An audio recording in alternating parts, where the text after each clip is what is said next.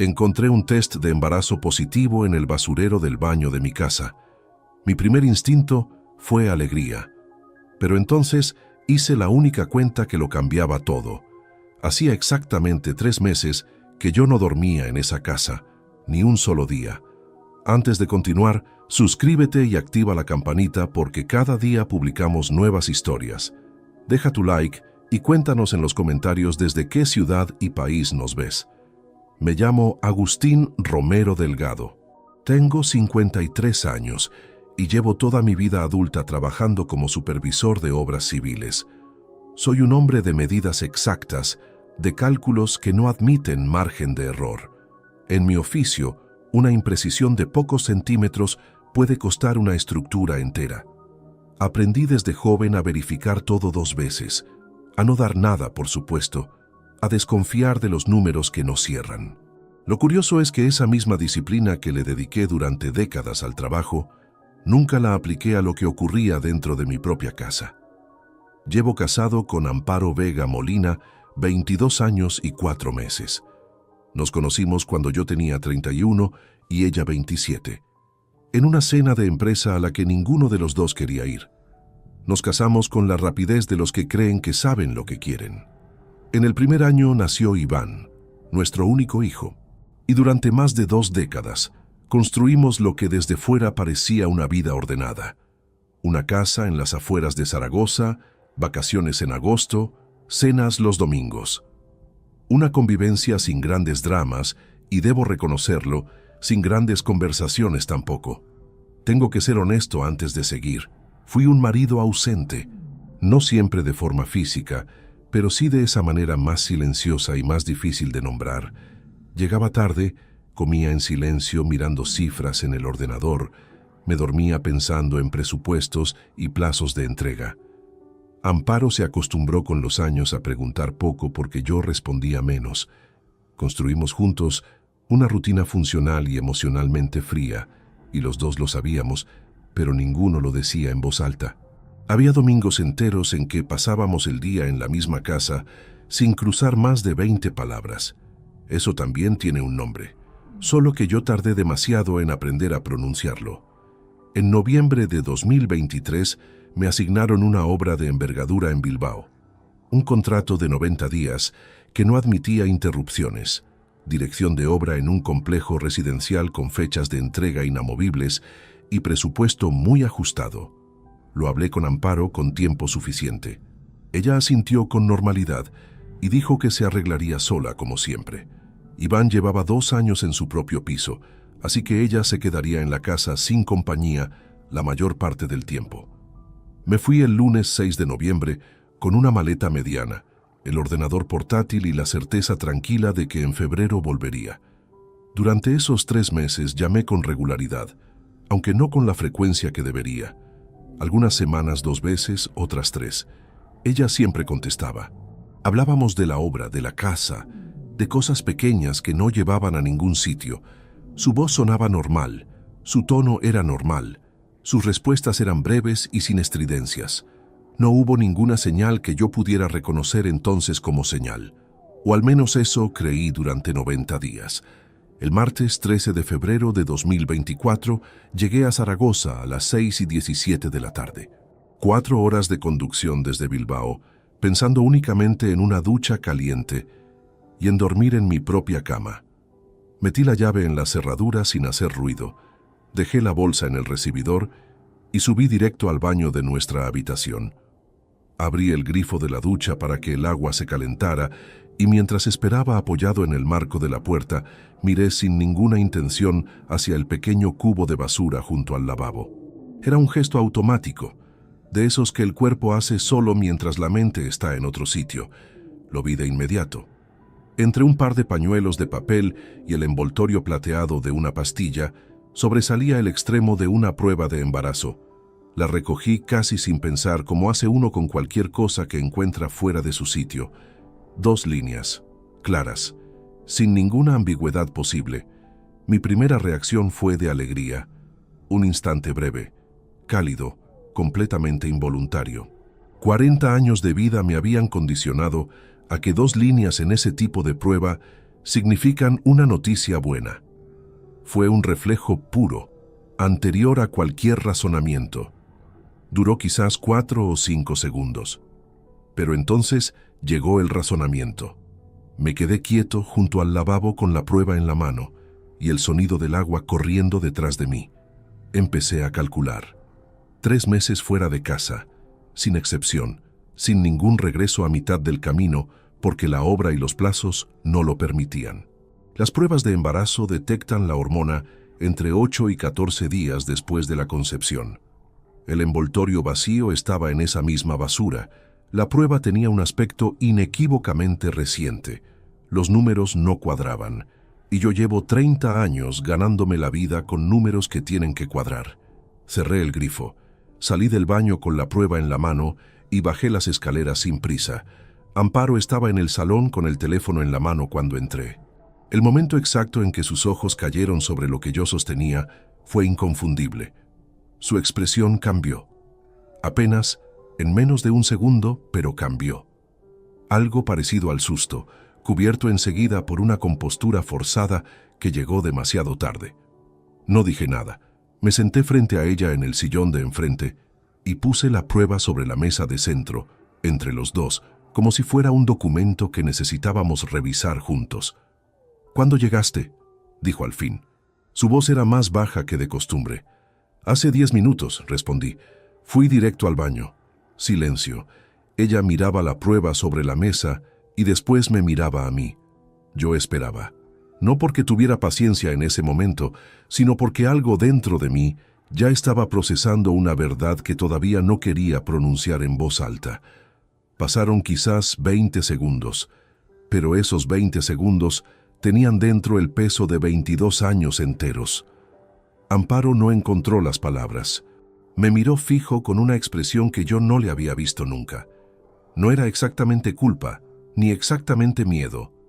Era algo más parecido al cálculo frío, como si en ese silencio estuviera decidiendo cuál versión de los hechos tenía más posibilidades de sostenerse.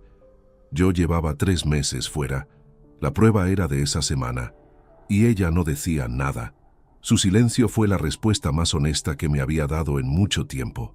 Y en ese instante, sin gritos ni lágrimas de por medio, algo dentro de mí se cerró de golpe, con la misma precisión seca con que se cierra una válvula cuando la presión llega al límite.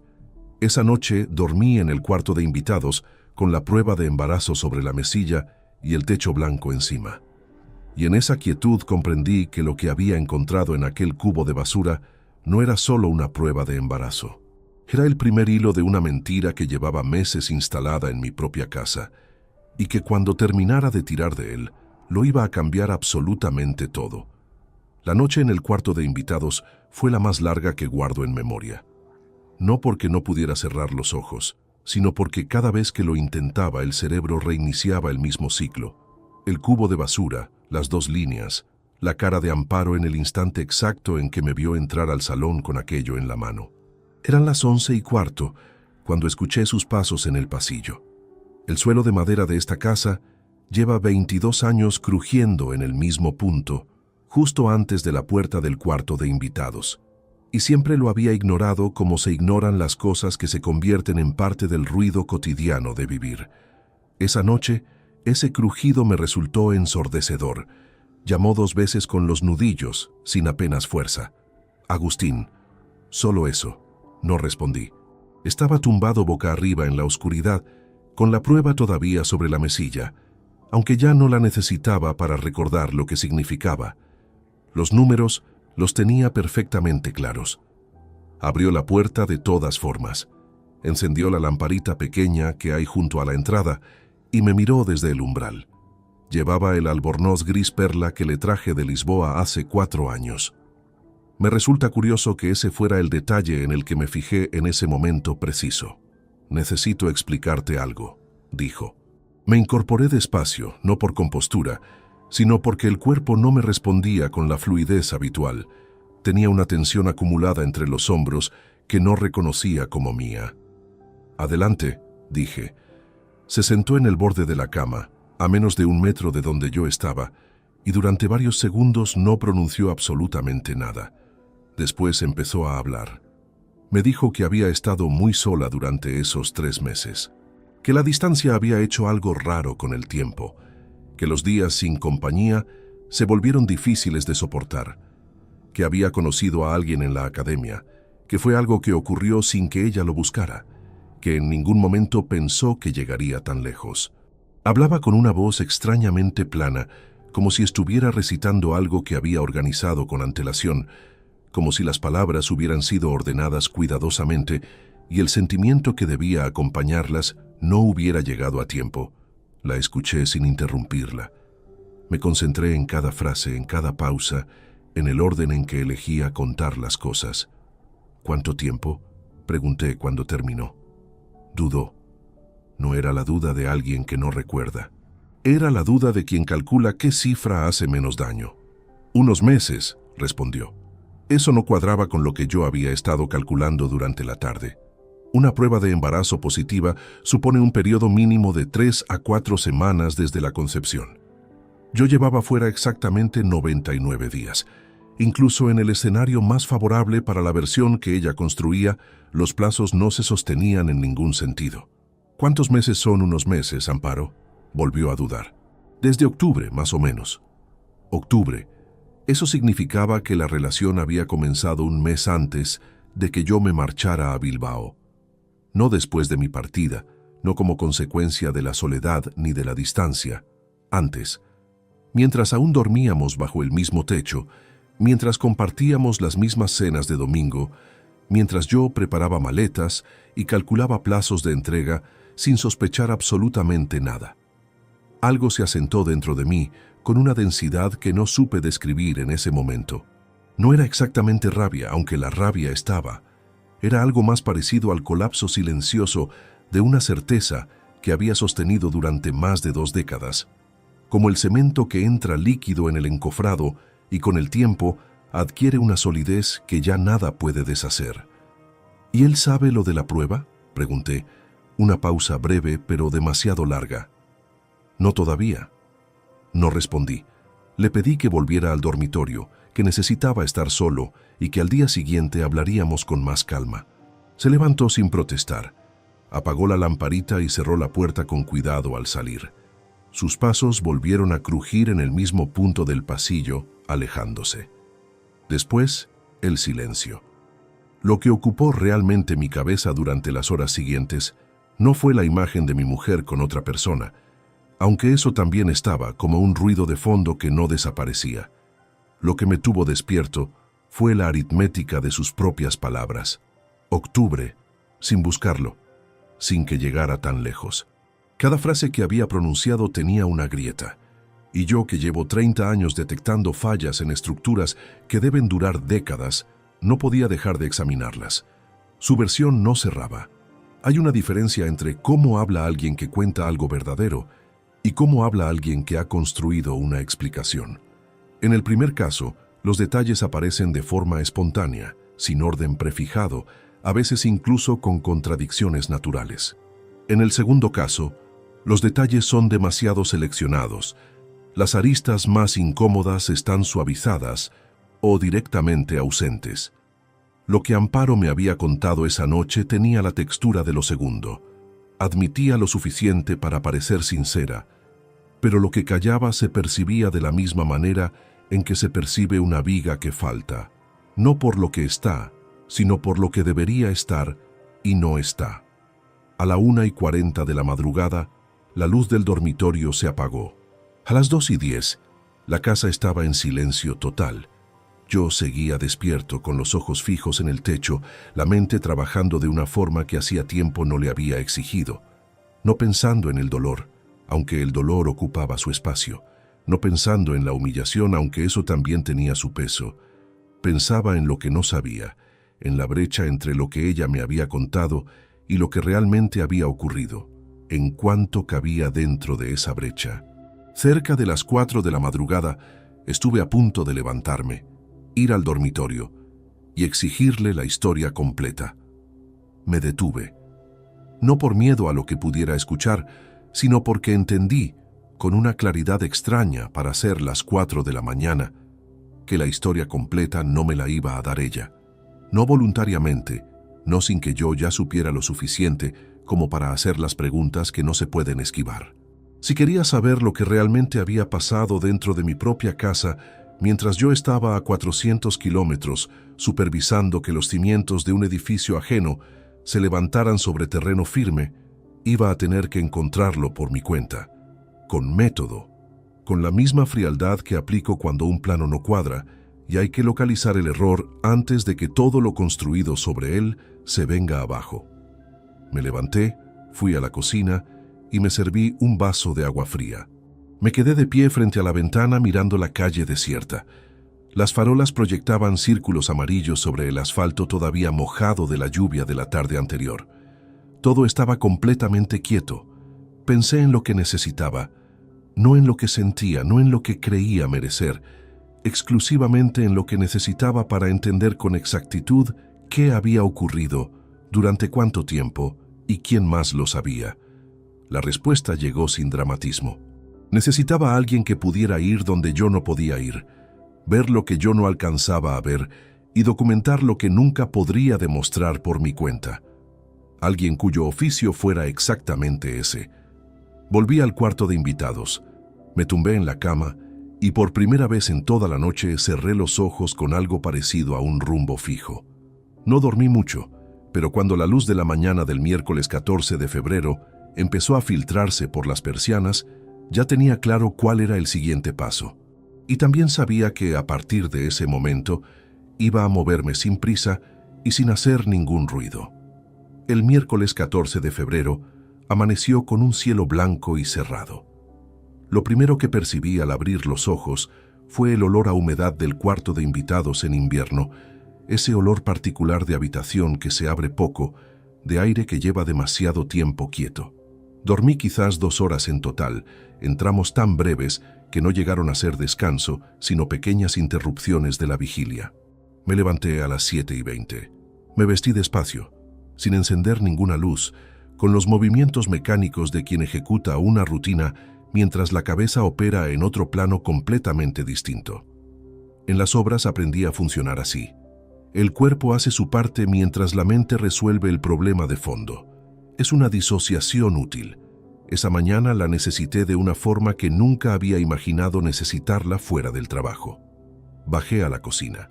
Amparo ya estaba allí, de espaldas frente a la encimera preparando café. Cuando escuchó mis pasos en la entrada se puso tensa de una manera que en cualquier otra circunstancia no habría notado.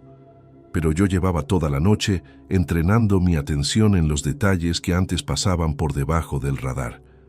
«Buenos días», dijo sin girarse del todo. «Buenos días». Me senté a la mesa y esperé. Ella sirvió 2 tazas, dejó la mía frente a mí y se sentó al otro extremo. El espacio entre los dos era el de siempre, apenas 1,5 metros, pero esa mañana tenía una dimensión diferente. El café estaba demasiado caliente para beber, pero lo sujeté con ambas manos de todas formas, agradeciendo el calor sobre las palmas, porque el resto del cuerpo tenía un frío que no era de temperatura. No hablamos, no porque evitáramos hacerlo, sino porque ninguno de los dos tenía un lugar concreto por donde empezar, sin regresar exactamente a donde lo habíamos dejado la noche anterior. A las 8:30 anuncié que salía a caminar. Ella asintió. No preguntó a dónde ni cuánto tiempo. Eso también era una respuesta. Caminé durante más de 1 hora por el barrio sin ningún destino prefijado.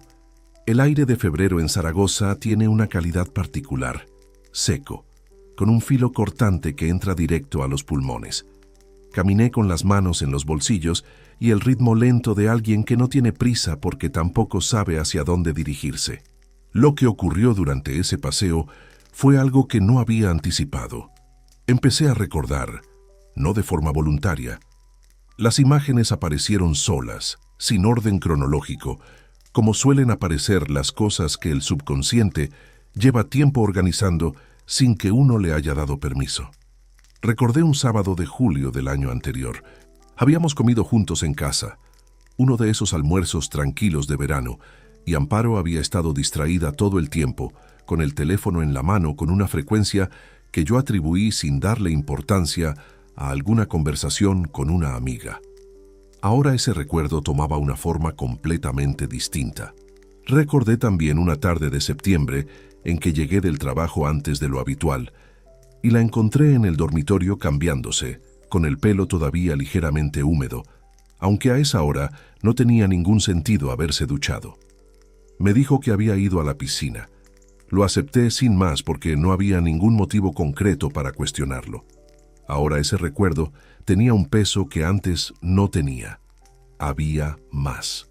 Una llamada que cortó abruptamente cuando entré a la habitación y que justificó diciendo que era su madre. Ciertos viernes por la tarde en que el coche no estaba al llegar a casa y ella aparecía más tarde con bolsas de supermercado que no contenían nada urgente. Anomalías pequeñas que por separado no significaban nada, que la mente descarta automáticamente porque el cerebro humano tiene una tendencia natural a construir coherencia con lo que tiene delante. Pero puestas en fila, con la perspectiva que da saber lo que yo ahora sabía, formaban un patrón tan claro que me costaba entender cómo había podido ignorarlo. La respuesta a eso la conocía, aunque me resultaba incómoda de sostener. No lo había visto porque no había mirado. Estaba presente en aquella casa el tiempo suficiente para comer, dormir y hacer el camino de regreso al trabajo, y el resto lo dejaba sin examinar porque estaba absorbido con otras cosas que entonces me parecían más urgentes. Esa también era mi parte en todo esto, y no tenía ninguna intención de ignorarla. Pero reconocer mi propia distancia no cambiaba lo que ella había hecho. Esas son dos cosas absolutamente distintas, y confundirlas habría sido el primer error de un proceso en el que no podía permitirme ninguno. Me detuve en un banco de piedra junto a un pequeño parque, y estuve sentado un tiempo que no supe cuantificar. Un hombre mayor paseaba a un perro a unos metros. Dos mujeres conversaban cerca de los columpios con cochecitos de bebé.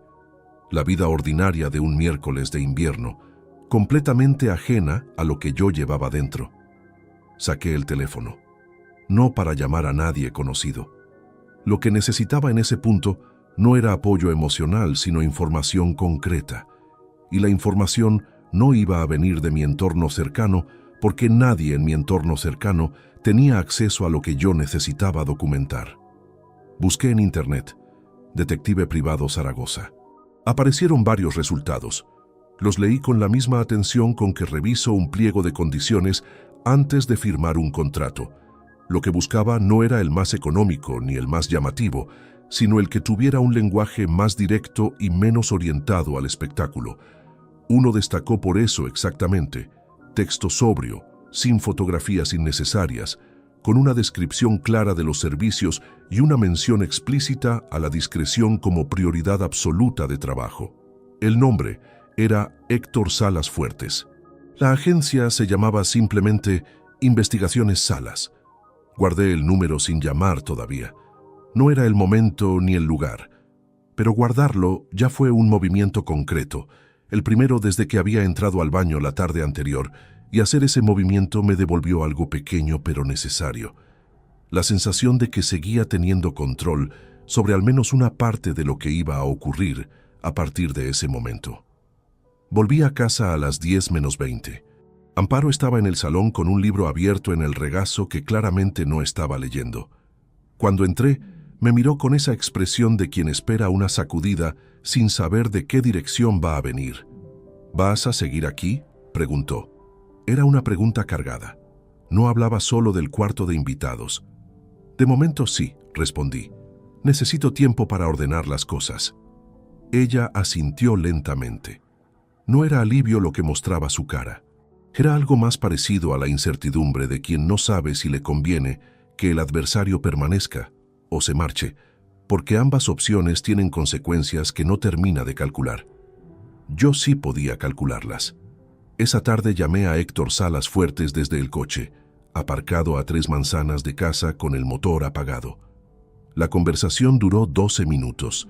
Le expliqué la situación en términos precisos: esposa, relación paralela de duración desconocida, necesidad de identificar a la persona implicada y documentar los hechos con pruebas que pudieran sostenerse. Héctor escuchó sin interrumpir, Hizo 4 preguntas concretas y al final confirmó que podía arrancar la semana siguiente. Acordamos reunirnos en persona el lunes 17. Colgué. El interior del coche quedó en silencio, el frío colándose por las rendijas.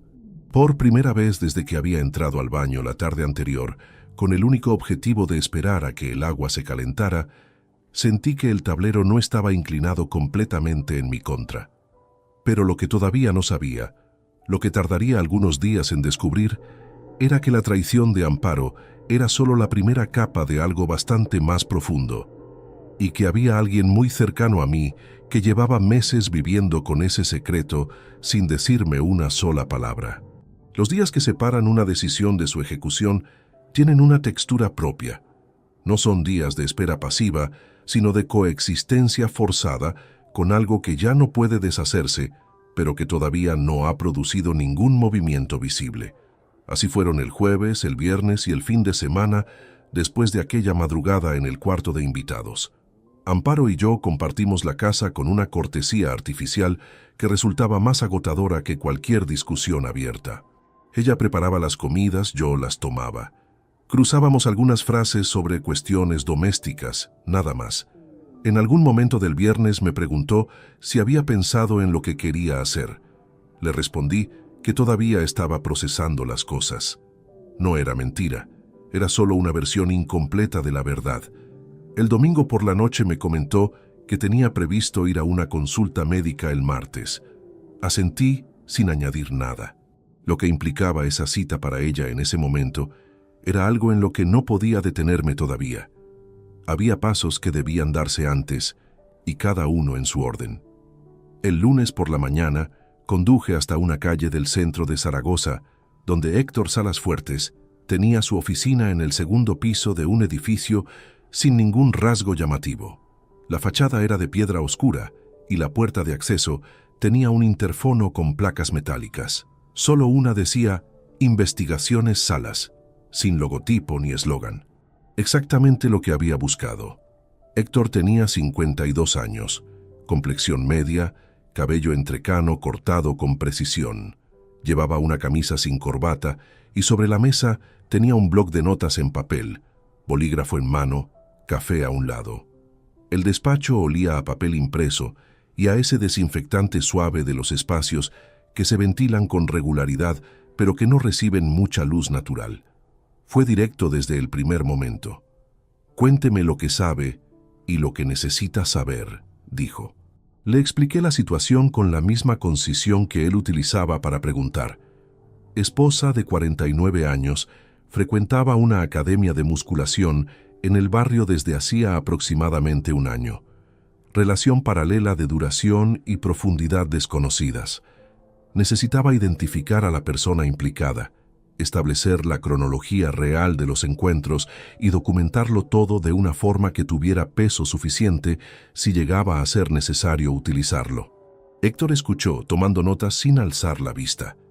Al terminar, hizo 3 preguntas concretas: el nombre de la academia, los horarios habituales de Amparo y si disponía de una fotografía reciente de ella. Le di el nombre del gimnasio, describí su rutina de martes y jueves por la tarde y le envié una imagen desde el móvil. Firmamos un contrato de servicios, acordé un anticipo de 750 € en efectivo y salí del despacho 25 minutos después de haber entrado. La investigación duró 11 días. Durante ese tiempo mantuve la rutina de la casa con una disciplina que me costó más de lo que esperaba.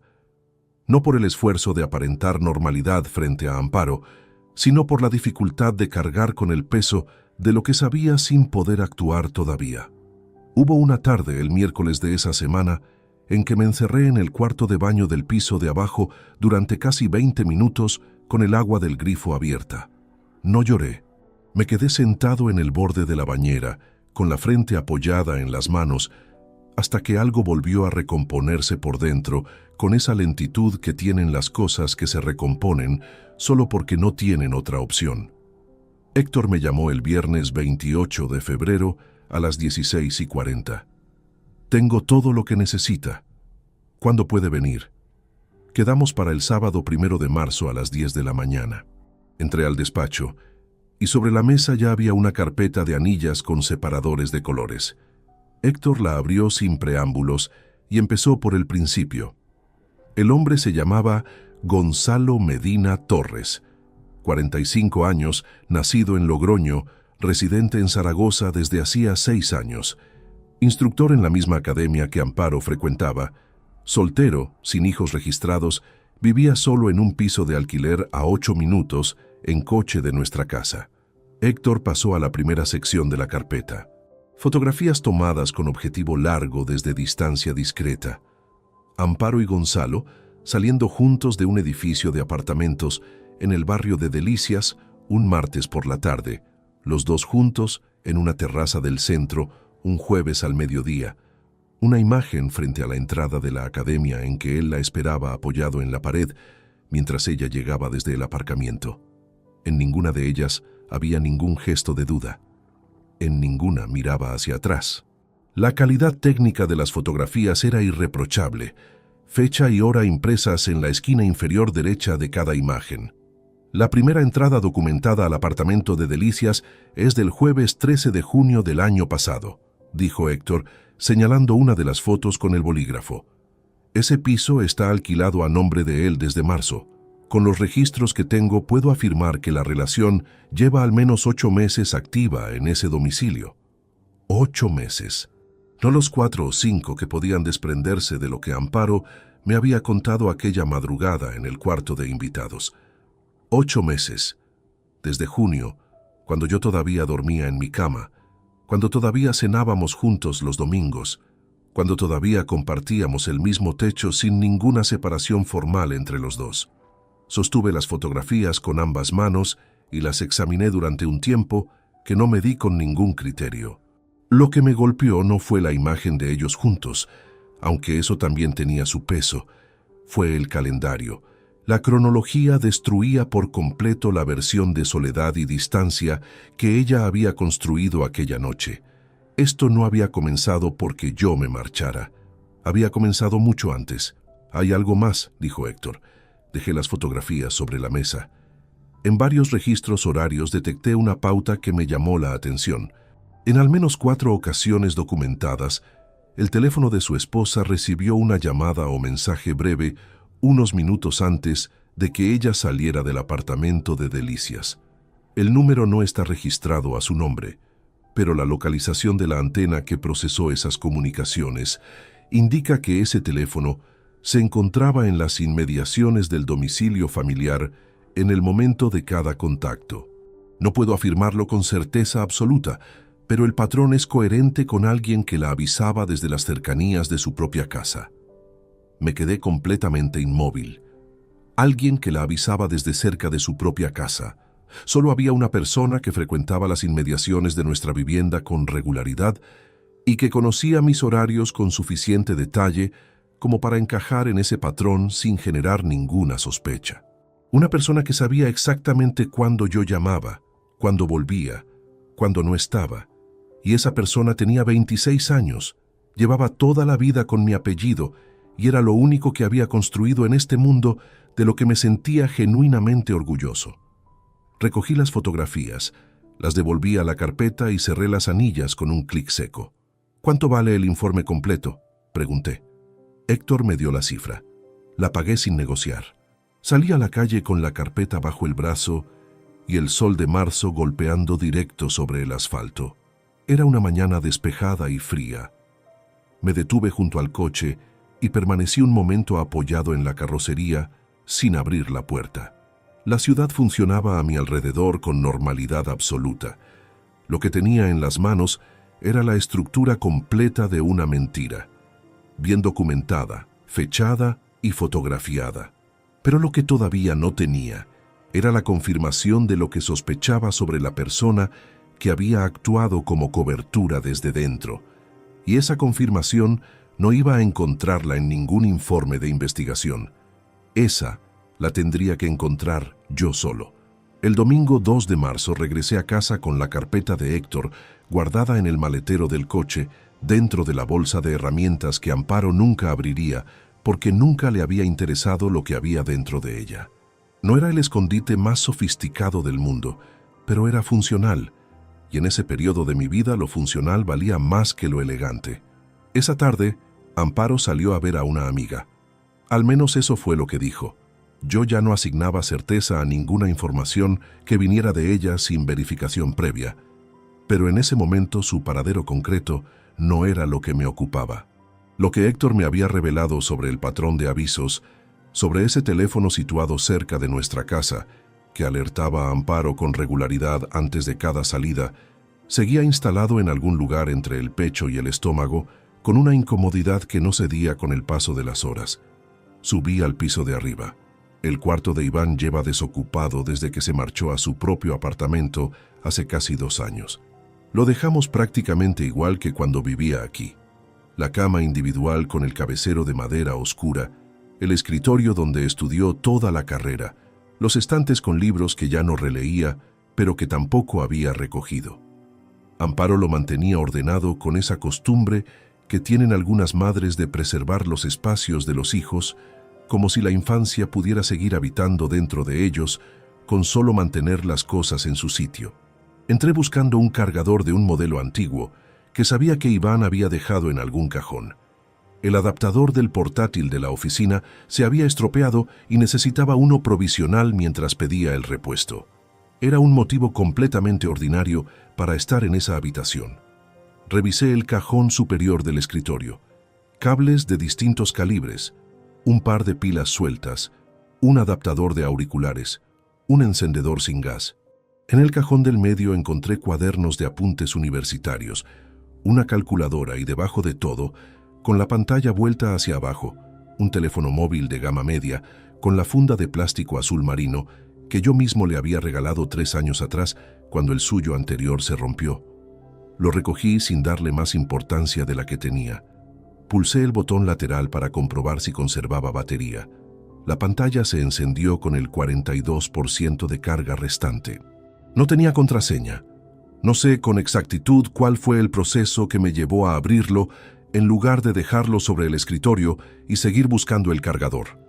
Quizás fue la imagen de ese teléfono con batería disponible, en un cajón de un cuarto que nadie usaba, olvidado de una manera que no parecía exactamente descuidada. O quizás fue simplemente que llevaba días con los sentidos afinados para detectar cualquier cosa que estuviera ligeramente fuera de lugar. El caso es que abrí la aplicación de mensajería y busqué el hilo de conversación con el contacto guardado como mamá. El último mensaje era del 11 de febrero, 2 días antes de mi regreso. Lo leí una vez. Lo leí una segunda vez más despacio. Después me senté en el borde de la cama de Iván porque las piernas dejaron de ser una estructura fiable. El mensaje enviado por Iván a las 18:42 del 11 de febrero decía: «Papá llega el 13. Lo confirmo por el grupo de la empresa. Te aviso por si acaso». Amparo había respondido 4 minutos después con un simple «Entendido, gracias». Seguí subiendo en el hilo. Con cada semana que retrocedía, el patrón se repetía con una regularidad que tenía algo de metódico. Mensajes breves, enviados en su mayoría por las tardes con información puntual, que yo había llamado desde Bilbao y mencionado que podría tener un fin de semana libre en diciembre. Que yo había preguntado por Iván en una de mis llamadas y si había pasado por casa. Que mi jefe de obra había comentado en un grupo de empresa que el proyecto podría terminar antes de lo previsto. Cada uno de esos mensajes había salido de ese teléfono hacia el de su madre. Información de calendario, de logística, de mis movimientos, con una precisión y una frecuencia que no dejaba margen para interpretar aquello como conversaciones inocentes entre madre e hijo. Retrocedí hasta agosto del año anterior. El primero de ese tipo que encontré era del viernes 16 de agosto. Iván le escribía: «Papá está esta semana en Huesca con la obra del polígono. No llega hasta el viernes por la noche, por si lo necesitas saber». Agosto. Hacía ya 7 meses. Me quedé sentado en esa cama durante un tiempo que no calculé. El cuarto conservaba la misma temperatura fresca de siempre, ese frescor particular de habitación orientada al norte que en verano se agradece y en invierno se acumula en las esquinas. Sobre los estantes, los libros de Iván en sus sitios, su chaqueta de deporte colgada detrás de la puerta. Pequeñas presencias de alguien que había crecido en este cuarto, que había desayunado en la cocina de abajo durante 22 años, que había compartido el mismo espacio que yo durante 2 décadas enteras. Ese mismo alguien llevaba al menos 7 meses actuando como fuente de información para su madre, sabiendo lo que sabía, callando lo que callaba. No hubo rabia inmediata. Eso fue lo que más me desconcertó de mi propia reacción. No sentí la sacudida caliente que cualquiera habría esperado. Lo que llegó fue algo mucho más frío y mucho más pesado. Una especie de claridad que duele precisamente porque no deja nada sin iluminar. Como cuando enciendes una luz en una habitación que creías conocer de memoria y descubres cosas en las esquinas que nunca habías visto. Cerré el teléfono con cuidado y lo dejé exactamente donde lo había encontrado. Cerré el cajón. No me lo llevé. No lo necesitaba en ese momento. Sabía dónde estaba y sabía que no iba a desaparecer. Lo que tenía que hacer con esa información requería pensarlo con la misma frialdad con que había gestionado todo lo anterior. Y la frialdad no se improvisa cuando el cuerpo todavía está absorbiendo el impacto. Bajé las escaleras, salí al jardín trasero y me quedé de pie junto a los rosales que Amparo plantó el año que cumplió 45. El aire de marzo tenía un filo que entraba sin pedir permiso. Estuve allí hasta que el frío me caló hasta los huesos. Dentro de esa casa, en ese momento, yo era el único que no había sabido nada. No el último en enterarse, porque esa expresión implica que al menos uno llega por los canales naturales. Yo había sido excluido de forma activa, y esa exclusión no había sido únicamente obra de Amparo. Había tenido colaboración directa desde adentro. Cuando Amparo regresó a las 8:15, la saludé con normalidad. Cené sin apartarme de la rutina que habíamos mantenido esos días y me retiré al cuarto de invitados a las 10. Pero antes de cerrar los ojos, con la habitación en completa oscuridad, tomé una decisión sobre Iván que no tenía vuelta atrás. No esa noche, no de forma impulsiva.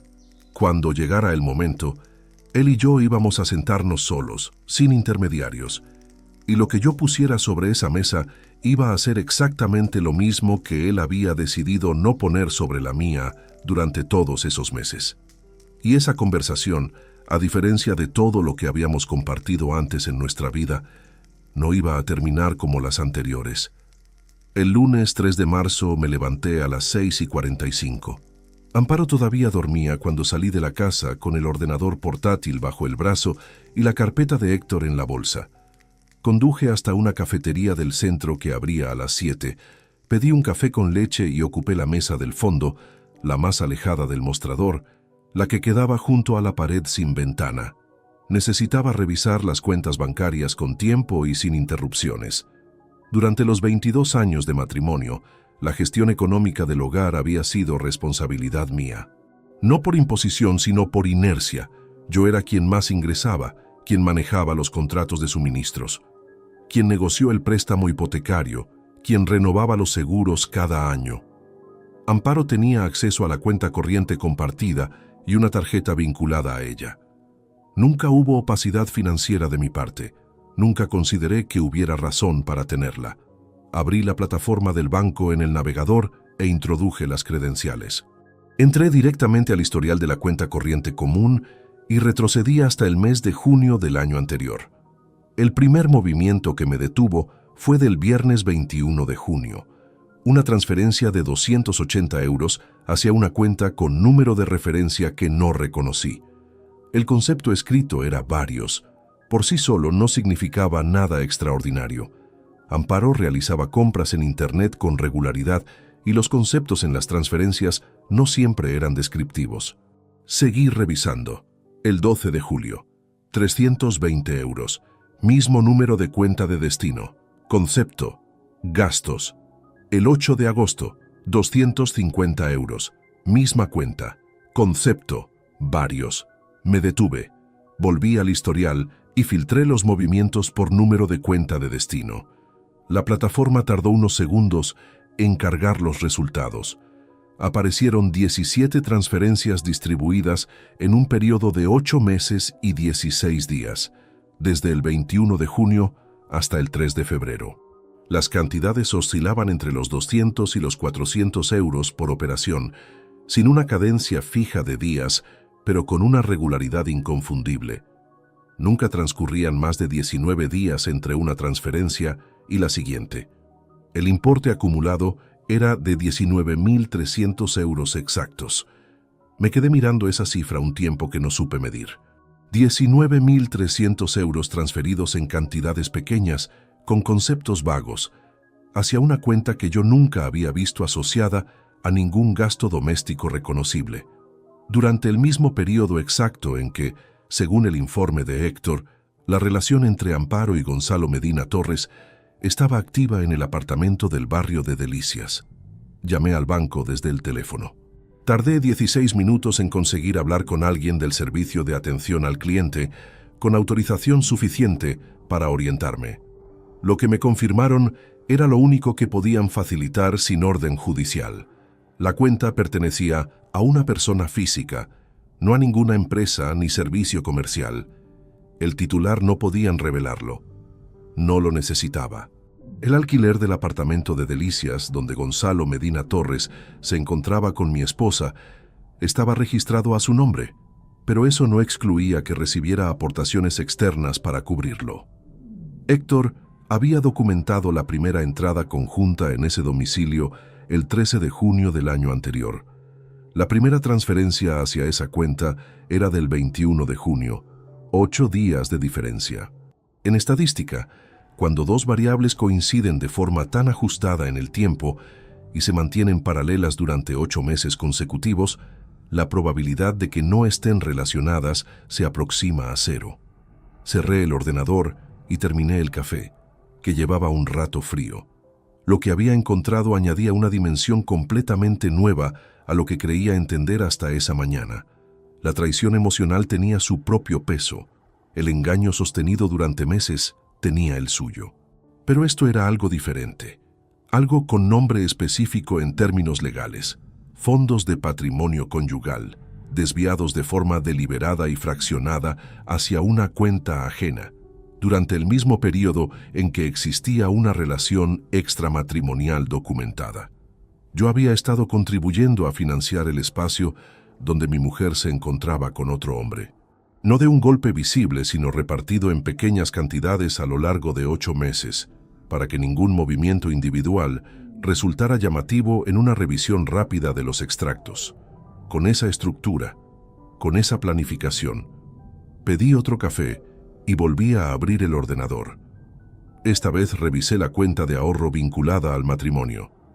El saldo actual era de 42.800 euros. En junio del año anterior, según los registros históricos, era de 61.200. La diferencia no cuadraba con los gastos domésticos ordinarios del periodo, ni con ningún gasto extraordinario que pudiera identificar en el historial visible. No toda esa diferencia correspondía a la cuenta localizada. Parte reflejaba gastos legítimos de la casa.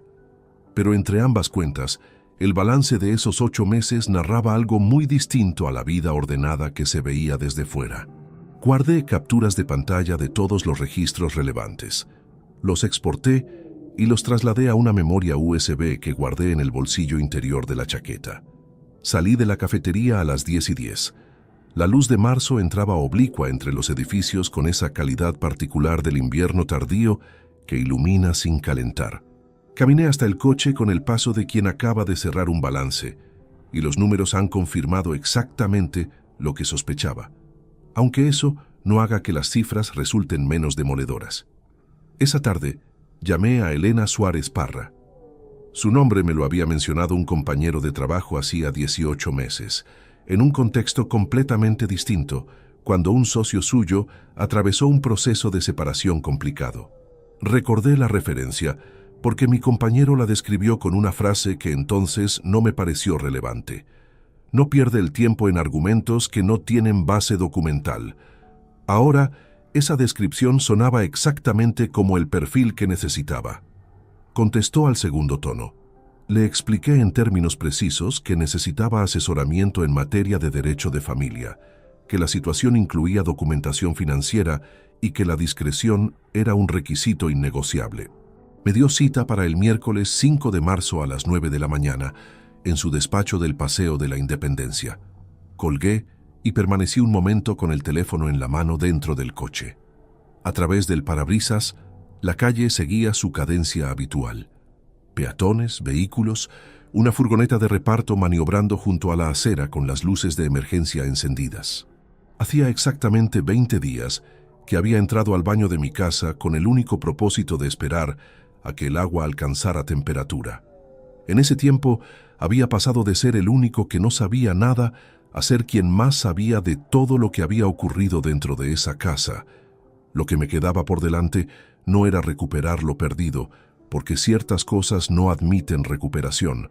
Lo que quedaba era garantizar que lo que sucediera a partir de ese punto dependiera únicamente de los hechos.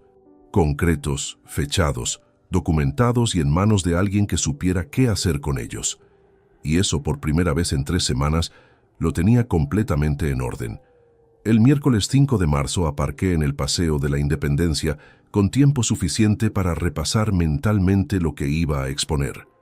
Cuando uno lleva documentación sólida al despacho de un abogado, la forma en que presenta los hechos en los primeros minutos condiciona el rumbo de todo lo que sigue. Entré al edificio a las 9:04. Elena Suárez Parra tendría unos 46 años.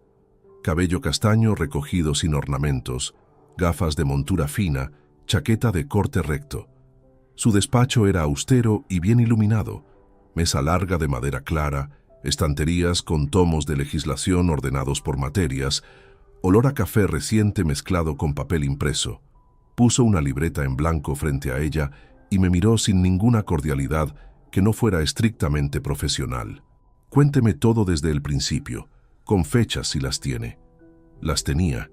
Le expuse la situación durante 20 minutos sin interrupciones. La prueba de embarazo como detonante, la confesión incompleta de Amparo, el informe de Héctor Salas con las fotografías y la cronología de 8 meses, las 17 transferencias que sumaban 19.300 euros hacia una cuenta que yo no reconocía. Elena tomó notas con una escritura compacta y rápida, sin levantar la vista más que en 3 ocasiones, para pedirme que precisara algún dato.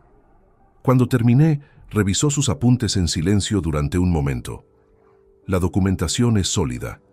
Las transferencias de fondos gananciales hacia una cuenta ajena durante el matrimonio constituyen un desvío que el juez valorará con peso.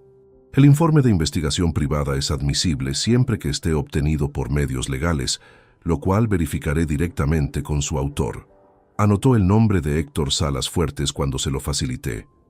Lo que usted no puede hacer, continuó, es mover activos compartidos de forma unilateral sin exponerse a consecuencias procesales. Lo que sí puede hacer, y le recomiendo que lo haga antes de que ella tenga conocimiento de ningún procedimiento formal, es asegurar los bienes registrados exclusivamente a su nombre. Tenía 3 en esa situación. Una plaza de garaje adquirida 6 años antes de casarme, un fondo de inversión constituido con capital previo al matrimonio y una herencia recibida de mi padre en 2009 que él mismo exigió escriturar únicamente a mi nombre.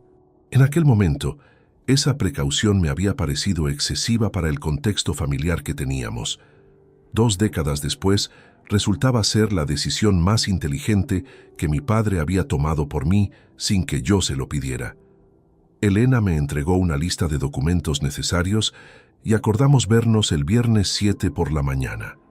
Salí al paseo con algo que no había tenido desde que llegué a Zaragoza, un perímetro legal claro dentro del cual operar.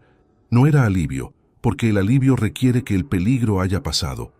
Era otra cosa más útil, una dirección concreta.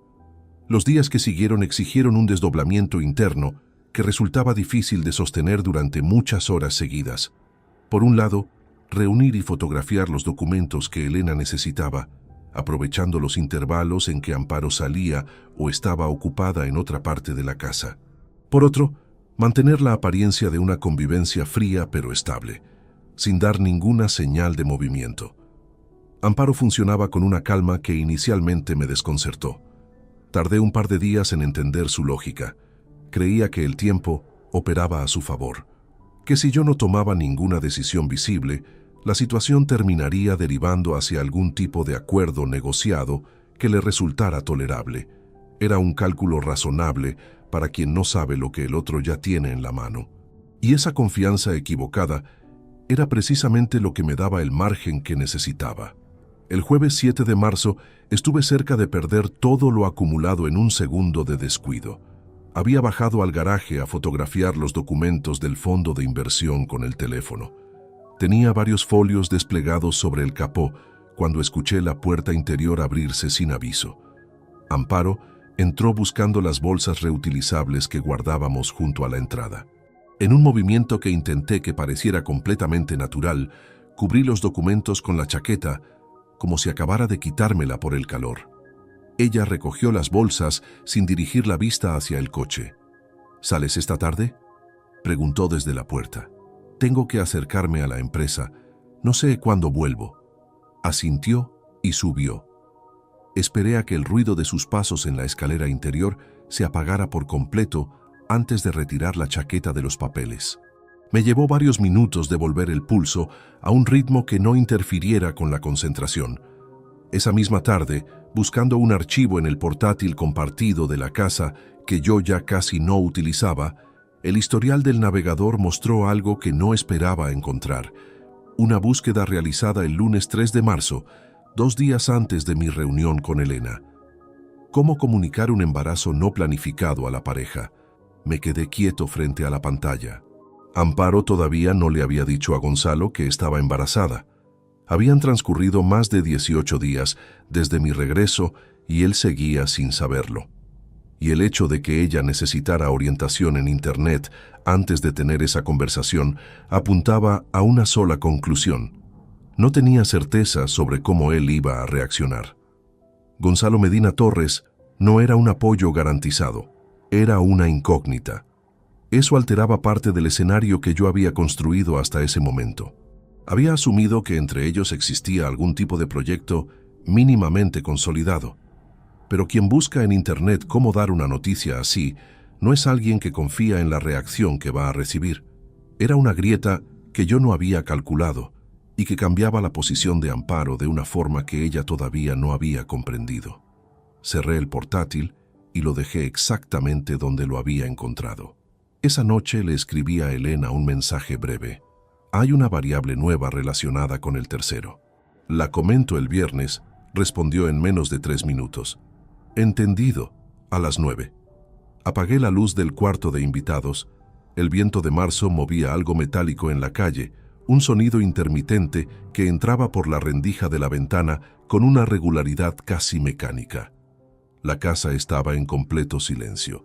En esa quietud, con los plazos reduciéndose a una velocidad que ya podía calcular con bastante aproximación, entendí con una claridad que no me resultó reconfortante que lo que se estaba aproximando no era simplemente el final de un matrimonio.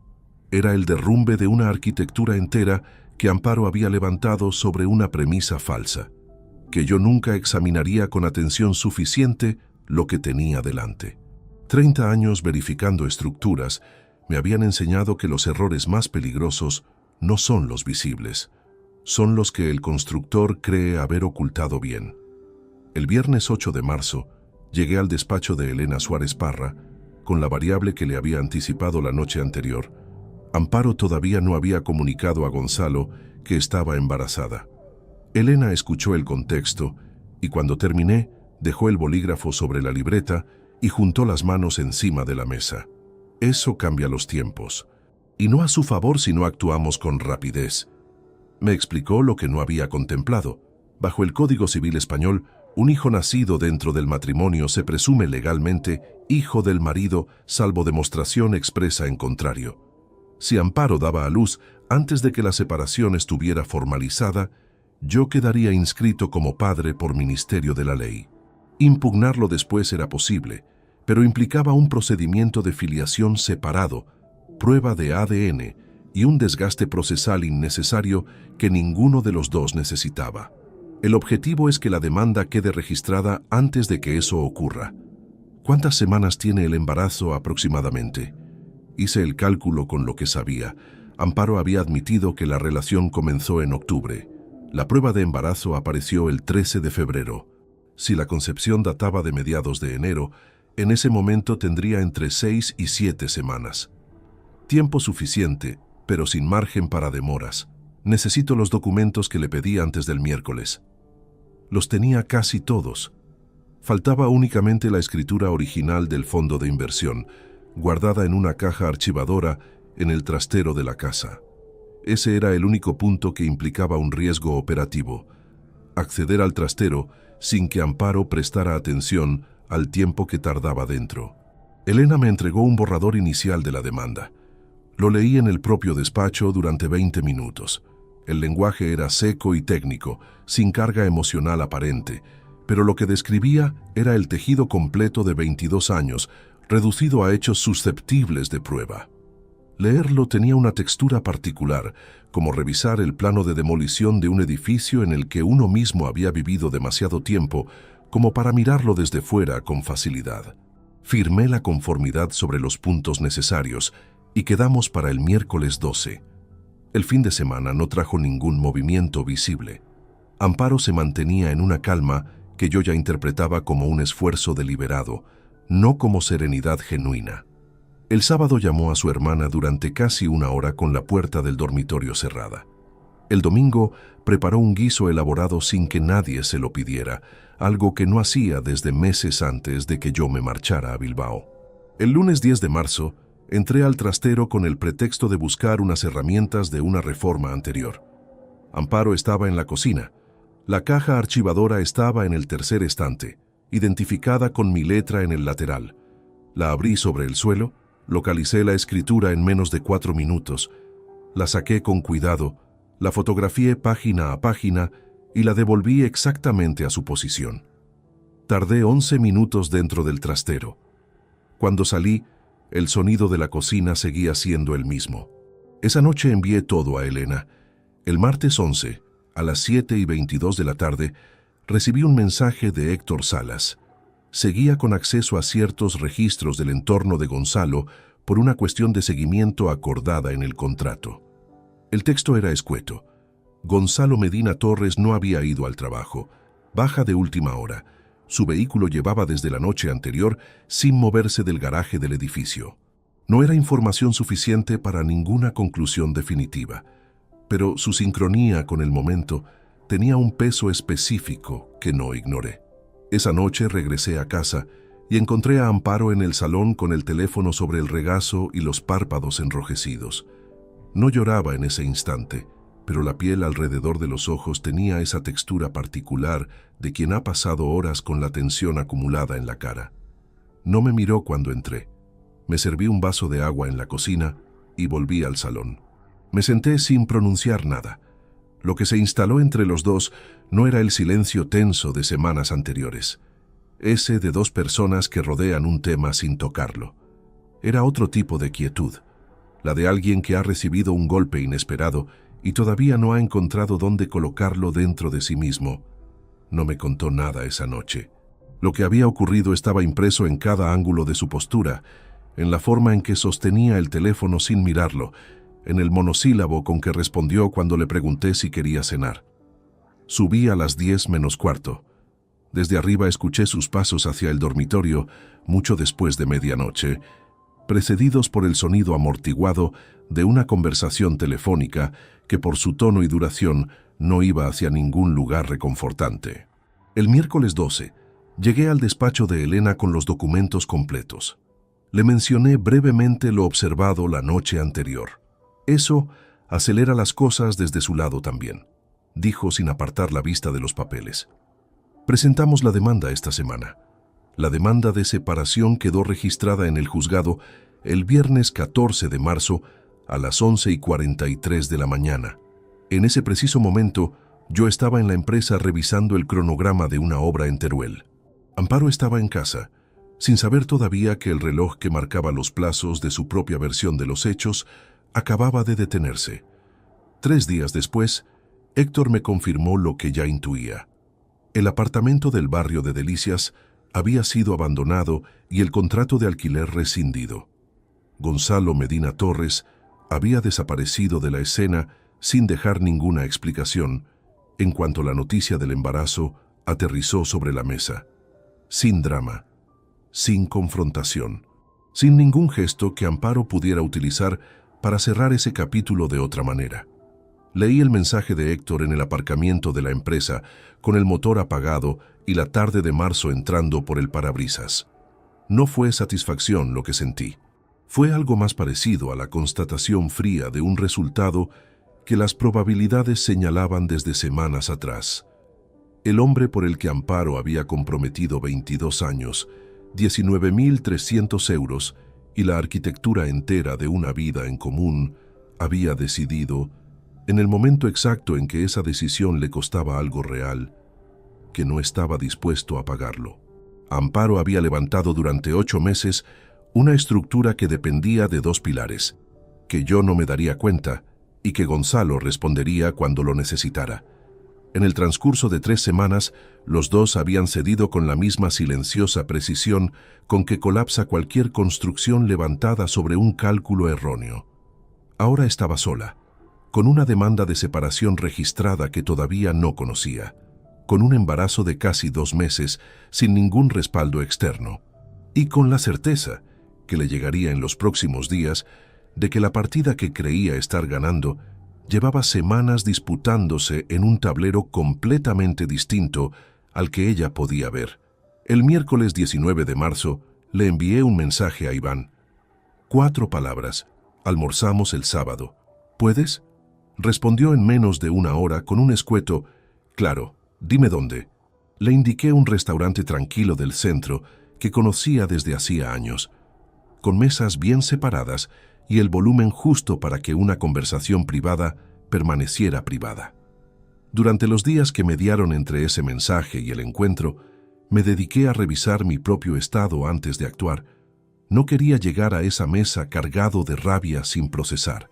La rabia produce conversaciones que se recuerdan únicamente por el daño que generan, no por lo que resuelven.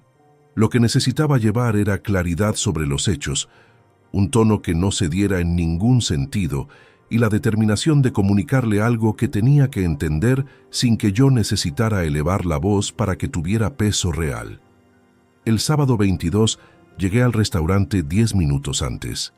Paredes revestidas de madera clara, mesas suficientemente separadas entre sí, una luz interior cálida que en cualquier otra circunstancia habría resultado acogedora.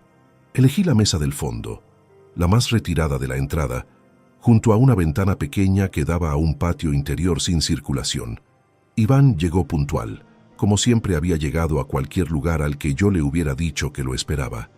26 años, la altura y la complexión de alguien que cuida el cuerpo con regularidad, esa forma de caminar que tenía desde los 15, con la seguridad física de quien todavía no ha recibido un golpe con la profundidad suficiente para cambiarle el paso. Me saludó con un abrazo breve al llegar y se sentó frente a mí con la naturalidad de quien no anticipa nada fuera de lo ordinario. «¿Cómo estás?», preguntó. «Bien», dije. Me miró un segundo más de lo necesario antes de bajar la vista a la carta. Puede que percibiera algo distinto en el tono. Si fue así, decidió no nombrarlo. Pedimos sin prisa. Él eligió carne a la plancha, yo pescado con verduras. El camarero tomó nota y se alejó. Conversamos los primeros minutos sobre una obra en Teruel que la empresa acababa de adjudicarse y sobre un partido del fin de semana anterior. Conversación de relleno, del tipo que ocupa el tiempo sin comprometer nada. Iván no mencionó a su madre en ningún momento. Yo tampoco lo hice. Cuando retiraron los platos pedí 2 cafés. Esperé a que el camarero los depositara y se alejara lo suficiente. Entonces saqué del bolsillo interior de la chaqueta 4 folios doblados. Los desplegué con calma sobre el mantel, entre las 2 tazas, sin ninguna introducción previa. Eran capturas de pantalla impresas de las conversaciones que encontré en su teléfono el 2 de marzo.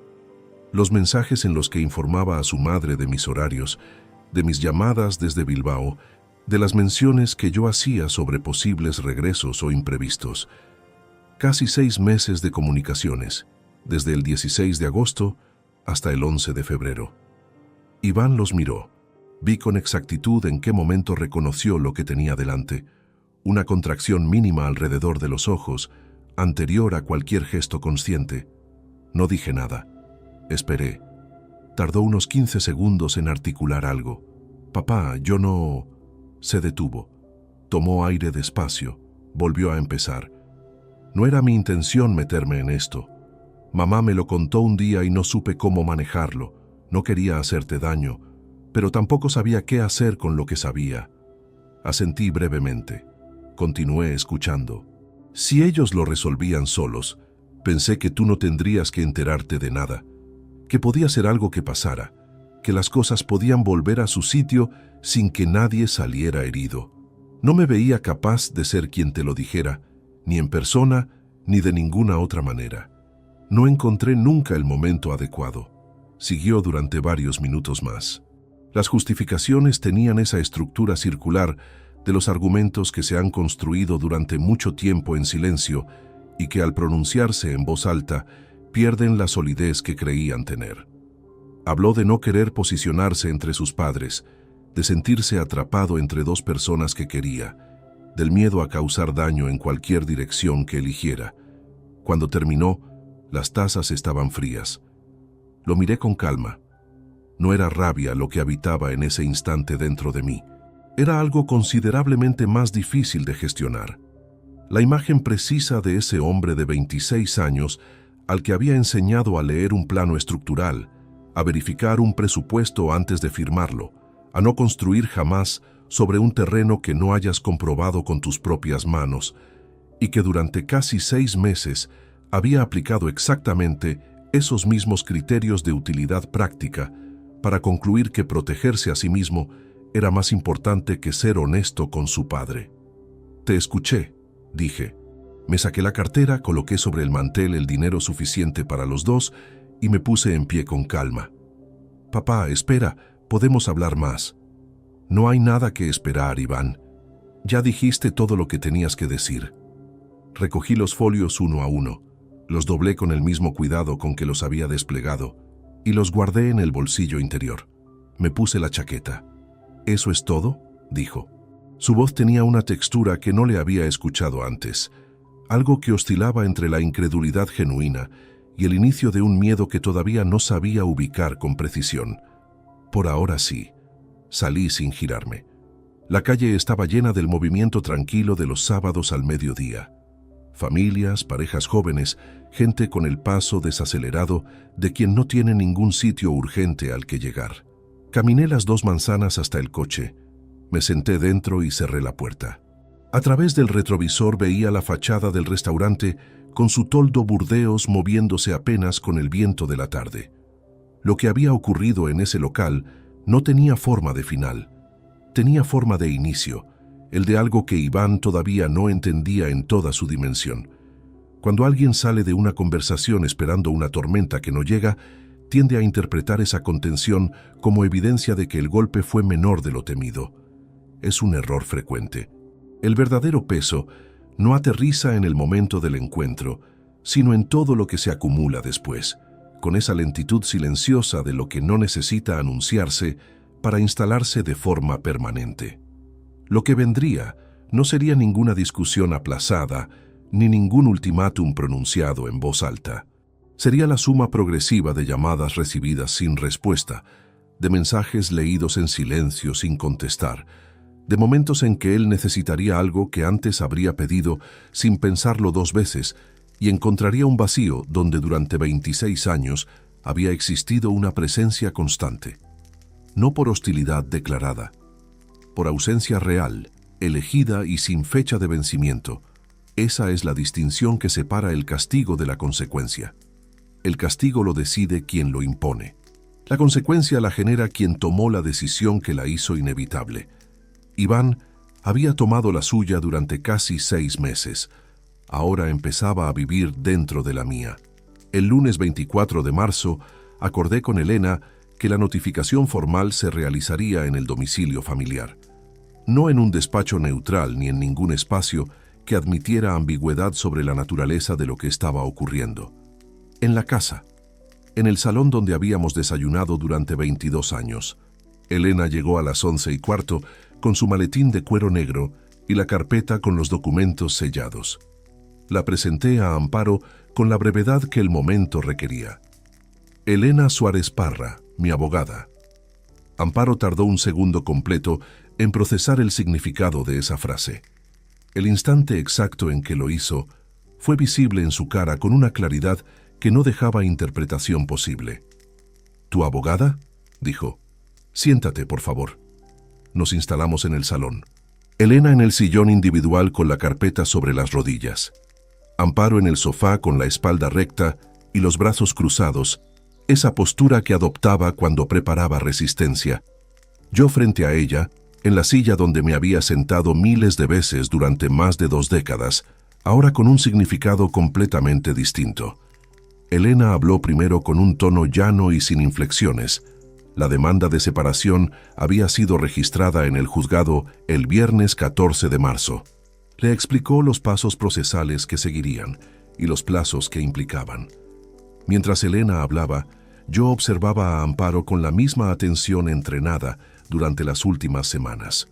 Su expresión inicial fue de incredulidad genuina, no la incredulidad calculada de quien busca ganar tiempo, sino la de quien había medido mal el ritmo del otro y necesitaba recalibrar con urgencia todo lo que creía haber controlado hasta ese momento. Un momento, interrumpió. Agustín, podemos hablar de esto entre nosotros. No necesitamos que haya terceras personas aquí para... Ya está presentado, dije. No es una propuesta que puedas aceptar o rechazar. Es un procedimiento en curso. El silencio que siguió duró 4 o 5 segundos, pero tenía un peso específico que lo hacía parecer más largo. Amparo dirigió la vista hacia la carpeta que Elena sostenía y algo en su postura cambió de forma casi imperceptible, como si una tensión sostenida durante semanas cediera ligeramente sin que ella pudiera evitarlo. Elena depositó sobre la mesa de centro la primera sección de la documentación, una copia del informe de Héctor Salas. Fotografías con fecha y hora impresas en la esquina inferior derecha.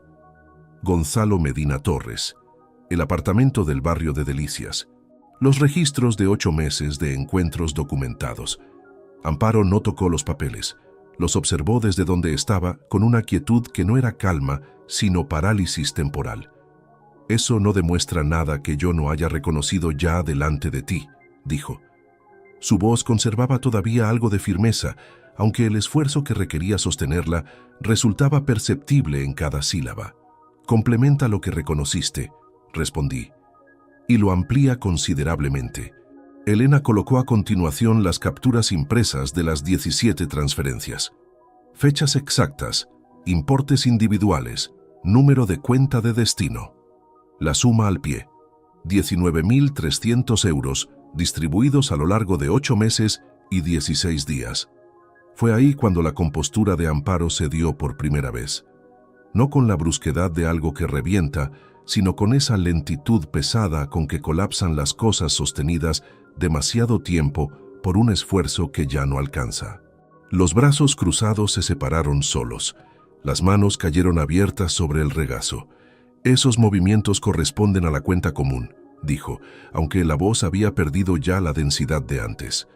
Tengo derecho a gestionar fondos conjuntos dentro del matrimonio.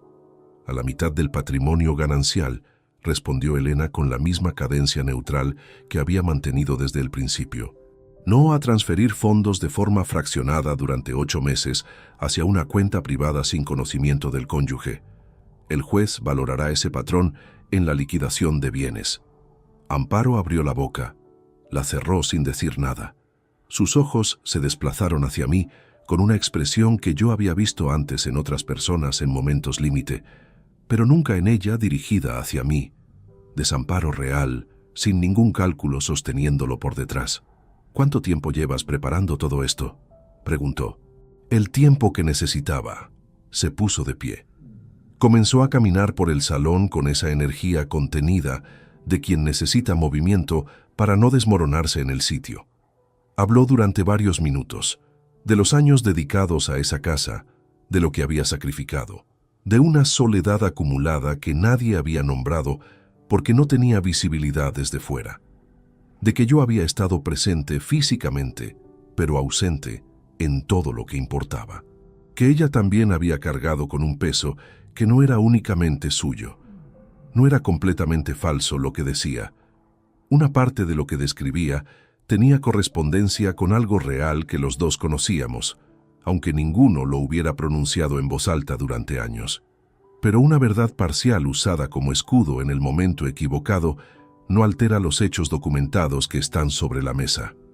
La dejé hablar sin interrumpirla. Elena tampoco intervino. Cuando Amparo agotó ese primer impulso y quedó de pie junto a la ventana con la mirada fija en la calle, tomé la palabra. Tienes razón en que había cosas que debimos hablar hace años y no hablamos. Eso también forma parte de la historia. Pero esa conversación pendiente no ocurrió, y lo que ocurrió en su lugar está sobre esa mesa con fecha, hora y firma. Se giró hacia mí. Sus ojos estaban húmedos. ¿Y el embarazo?, dijo. La voz se le quebró en la última sílaba, con una fragilidad que no le había escuchado desde hacía mucho tiempo. Esa decisión te pertenece únicamente a ti. Yo no tengo ninguna vinculación legal con ese embarazo, y el proceso así lo establecerá desde el principio. Fue entonces cuando lloró de verdad, no con la intensidad de la rabia, sino con esa otra forma más profunda y más difícil de sostener, la de quien comprende con exactitud y sin posibilidad de negación la magnitud real de lo que ha perdido. Se dejó caer en el sofá con las manos sobre la cara, y el sonido de ese llanto llenó el salón durante un tiempo que no medí. Elena y yo permanecimos en silencio. No era crueldad lo que pedía ese silencio. Era el espacio mínimo que le corresponde a alguien que enfrenta las consecuencias directas de sus propias decisiones. Cuando el llanto cedió, Elena depositó frente a ella el último sobre, con la copia de la demanda registrada y los plazos procesales. Tiene 30 días para contestar y designar representación legal. Le recomiendo que contacte a un abogado antes del fin de semana. Amparo no respondió. Miró el sobre con los ojos todavía enrojecidos sin recogerlo de la mesa. Acompañé a Elena a la salida. Antes de cruzar el umbral se detuvo un instante y dijo únicamente: «Llamaré el miércoles». Cerré la puerta. El recibidor quedó en completo silencio. Subí al cuarto de invitados y me senté en el borde de la cama. Por la ventana pequeña entraba la luz del mediodía de marzo, limpia y sin temperatura propia. Pensé en los 22 años que habían desembocado en esa hora concreta, en ese salón, con esos papeles sobre la mesa. Pensé también en que ahí abajo estaba una mujer de 49 años completamente sola, sin Gonzalo, sin el marido que había descartado, con un embarazo sin respaldo y una demanda formal que comenzaba a correr sus plazos sin esperar a nadie. No había ninguna forma honesta de llamar a eso victoria. Era el resultado acumulado de una cadena larga de decisiones mal tomadas, aunque en momentos distintos y con consecuencias radicalmente distintas. Lo que separaba mi posición de la suya no era la ausencia de error propio. Era que yo había reconocido el mío en algún momento del camino, mientras ella construía el suyo con la convicción firme de que nunca tendría que rendir cuentas de él a nadie. Lo había calculado todo con detalle. Todo excepto una cosa, que yo también sé contar. Los días que siguieron al 24 de marzo tuvieron una cadencia diferente a todo lo anterior. Durante semanas había operado bajo la presión sostenida de quien administra información sensible en un entorno hostil, midiendo cada movimiento, cada palabra, cada silencio. Cuando esa presión dejó de ser necesaria, el cuerpo tardó varios días en registrar que el peso había cambiado de naturaleza. Me mudé el martes 15 de abril. No fue una salida dramática. Llamé a una empresa de mudanzas el viernes anterior. Reservé un apartamento de 2 dormitorios en el barrio de la Magdalena que había visitado el jueves 11, y el martes a las 9 de la mañana llegó una furgoneta con 2 operarios. Amparo no estaba en casa. No había sido un acuerdo explícito entre los dos, pero tampoco fue accidental. Hay cosas que se gestionan mejor en ausencia del otro. Me llevé lo estrictamente mío: ropa, libros de trabajo, el ordenador, el escritorio del despacho que había sido mío desde antes del matrimonio, algunos objetos que pertenecían a una parte de mi vida anterior a esa casa. Todo lo demás lo dejé sin disputa, no por generosidad, sino por economía de energía. La liquidación patrimonial seguiría su curso procesal con Elena, y cada objeto que hubiera necesitado reclamar en persona habría costado más de lo que valía en cualquier escala que no fuera la estrictamente económica. El apartamento de la Magdalena era un cuarto piso con ascensor, ventanas orientadas al este y una terraza pequeña con espacio justo para 2 sillas y una mesa baja. Olía a pintura reciente y a ese tipo de vacío limpio de los espacios que todavía no han absorbido la historia de nadie. Lo recorrí solo después de que los operarios terminaron, con las cajas sin abrir apiladas contra las paredes, y me detuve un momento en el centro del salón escuchando el silencio del piso. Era un silencio completamente distinto al de la casa de las afueras. No tenía dentro ni la madera que crujía en el pasillo, ni el sonido del jardín, ni las memorias acumuladas en cada rincón durante 22 años. Era un silencio sin historia. Y eso, en ese momento preciso, era exactamente lo que necesitaba.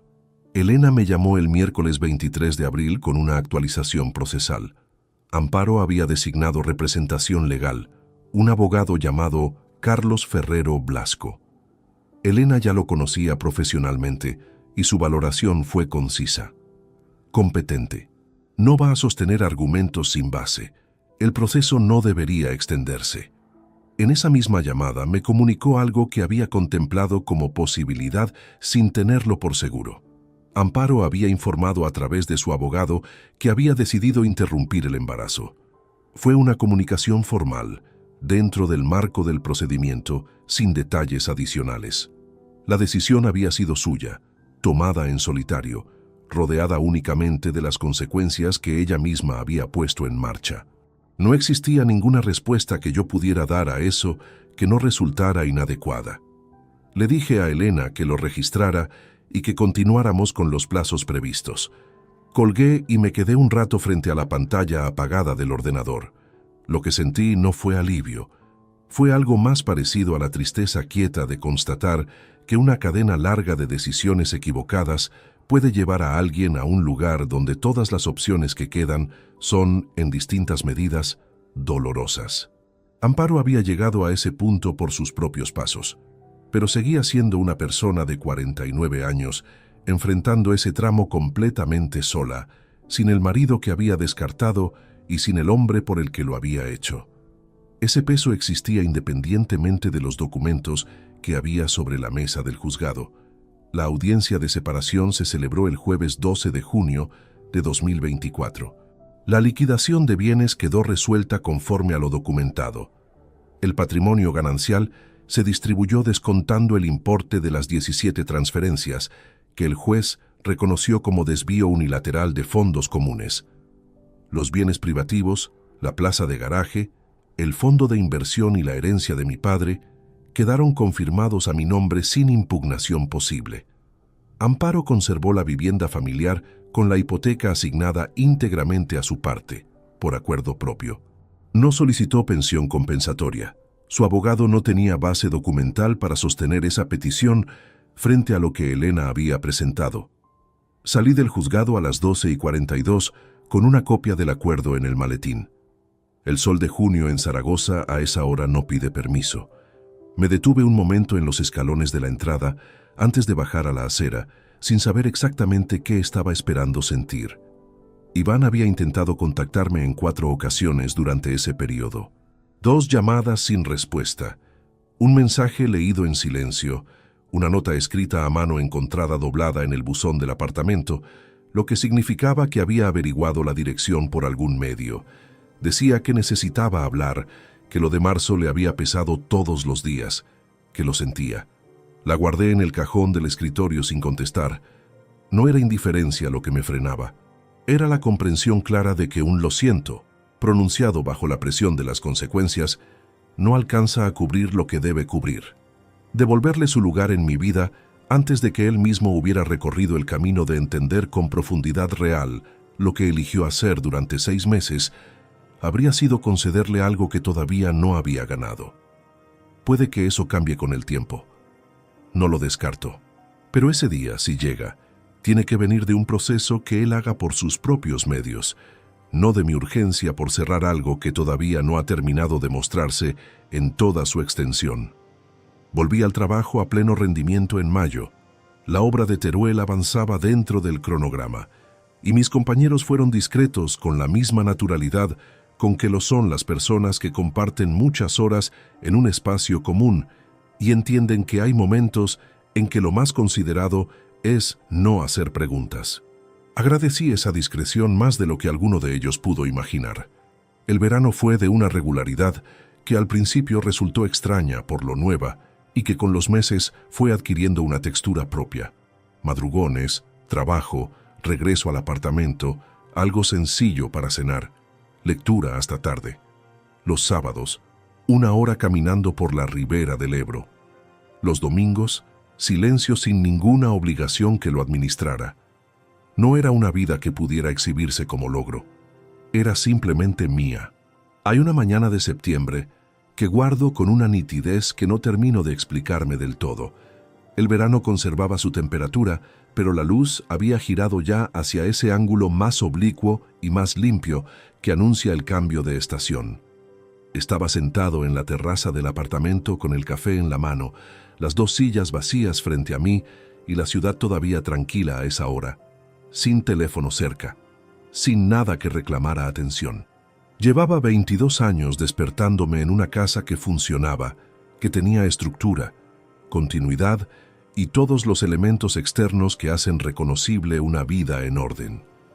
Y en ninguna de esas miles de mañanas había sentido lo que sentí en esa terraza pequeña de un 4º piso orientado al este, que el tiempo que tenía por delante me pertenecía de una forma que no había conocido en muchos años. No era felicidad del tipo que uno identifica de inmediato. Era algo más parecido a la solidez que siente una estructura cuando por fin descansa sobre los cimientos correctos. Apuré el café hasta el fondo. La luz de septiembre seguía su recorrido sobre los tejados con total indiferencia hacia todo lo que había ocurrido debajo de ella durante los últimos meses, y yo me quedé sentado mirándola un rato más, sin prisa, sin cuentas pendientes, sin ningún número que verificar 2 veces. Solo presente, completamente, por primera vez en mucho tiempo, presente. Si esta historia te ha gustado, apóyanos con un like. Suscríbete al canal y déjanos tus opiniones en los comentarios. Para escuchar la siguiente historia, haz clic en la caja que aparece a la izquierda. Gracias por acompañarnos.